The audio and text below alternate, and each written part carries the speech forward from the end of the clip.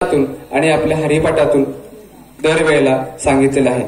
याचे रसाळ वर्णन ज्ञानेश्वरांनी केलेले आहे। मनसोक्त नामस्मरण करणे व भजन मुक्त कंठाने गाणे, या गाण्याने आपली भक्ती तर होतेच, पण हरिनामाची गोडी लागेल अशा प्रकारचा आशा ठेवून या आपल्या गावानं या ठिकाणी अनेक कार्यक्रम असतात, परंतु अनेक कार्यक्रमांना फाटा देऊन आपल्या रूढी परंपरा जपत आणि आपलं संप्रदाय जपत आणि आपलं संस्कृती जपण्याचं या गावानं या ठिकाणी ठरवलेलं आहे। म्हणूनच संगीत भजन स्पर्धांचं आयोजन आज या ठिकाणी केलेलं आहे।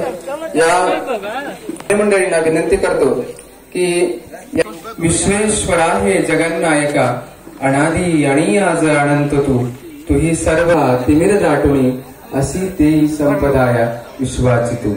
विश्वेश्वरा हे जगन्नायका, अनादी आणि आज अनंत तुही सर्व सर्वांचा दाताही तू, कृपाळू दयाळा सर्वज्ञ तू।